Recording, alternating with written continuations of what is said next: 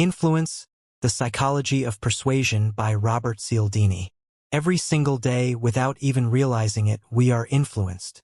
When we scroll through social media, watch an ad, talk to a friend, or walk through a store, invisible psychological forces are shaping our thoughts, our choices, and even our beliefs. We like to think we're in control of our decisions. But Dr. Robert Cialdini, a social psychologist who spent years studying the art of persuasion, discovered something fascinating. We're not as rational as we believe. In his groundbreaking book, Influence, The Psychology of Persuasion, he reveals the secret triggers that make people say yes, often without even knowing why. Cialdini didn't learn these lessons in a classroom. He went undercover, working with salespeople, marketers, recruiters, and even door-to-door fundraisers. He wanted to understand the real psychology behind persuasion, not from theory, but from the streets. And what he found changed the way the world understands human behavior forever. He discovered that influence isn't about tricking people. It's about tapping into the deep psychological shortcuts that guide human behavior. These shortcuts exist because our brains are constantly searching for ways to save energy. We don't always think deeply, we react instinctively. And in those instinctive moments, influence takes hold. Think about it. When someone gives us a small gift, we often feel an urge to return the favor. When an expert speaks, we tend to believe them. When we see a crowd doing something, we assume it must be right. These are not coincidences. They're part of a deep, ancient programming inside us.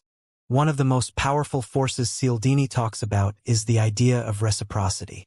The rule that when someone gives to us, we feel a deep need to give back. This is why free samples work so well. This is why small acts of kindness create trust.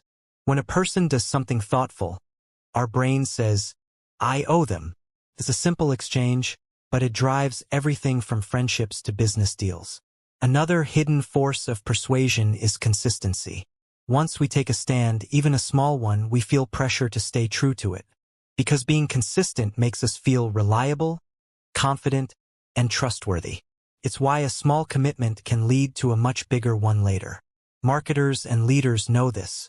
They start small, get you to agree just once, and before long you're fully committed. But this principle isn't just about manipulation. It can also be used positively. When you publicly commit to your goals, when you say, I'm going to do this, you increase your chances of following through. Your words become your identity. Then comes one of the most fascinating human behaviors, social proof. Humans are social creatures. From ancient tribes to modern cities, we've survived by copying others. When we're uncertain, we look around and ask, what is everyone else doing? If a restaurant is full, we assume it's good. If a video has millions of views, we assume it's worth watching. Cialdini's research showed that even in hotels, people reuse towels more often when they read signs saying, most guests do this too. We're wired to follow the crowd, even when it leads us somewhere we didn't intend to go. And then there's authority. Humans are trained from birth to obey figures of power. Teachers, doctors, leaders. When someone appears knowledgeable or confident, we automatically trust them. This is why symbols of authority, uniforms, titles, certificates, can instantly increase credibility. But there's a warning here. Authority can be dangerous. When an expert is speaking. Of course, persuasion isn't just about logic, it's about emotion. We say yes more easily to people we like.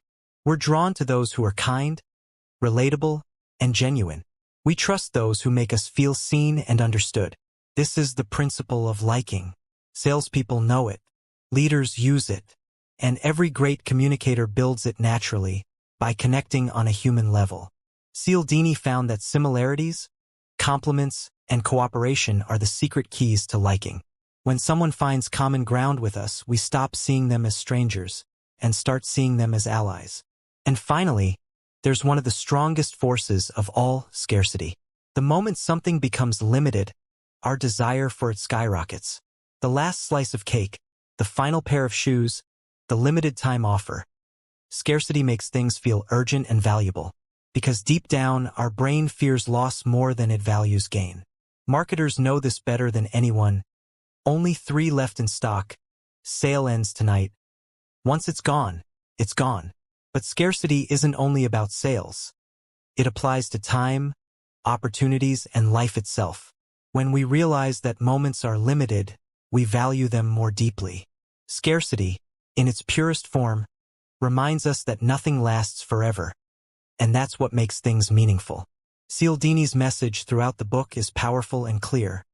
These principles of influence are neither good nor bad on their own. What matters is how we use them. They can manipulate, or they can inspire. They can control, or they can lead. A person who understands these forces can shape their world, but a person who ignores them will always be shaped by the world. That's why Cialdini wrote this book, not to give people tools to deceive, but to help them see when they're being deceived. To open our eyes to the psychological patterns that quietly steer our choices every day. In the modern world, where ads follow us everywhere, where opinions are influenced by likes, followers, and trends, understanding persuasion is not just a skill. It's self-defense. It's awareness. It's power. Imagine what you could achieve if you used these principles ethically, to inspire others, to lead, to communicate, to motivate change. You could build trust faster, share ideas more effectively, and create genuine influence that lasts. Because real influence doesn't come from manipulation. It comes from authenticity, from helping others see value, from understanding human nature deeply enough to connect, not control. Dr. Robert Cialdini's Influence is more than a book. It's a mirror. It shows us how easily we can be persuaded, and how we can become more mindful of every yes we give. Once you see these patterns, you start noticing them everywhere.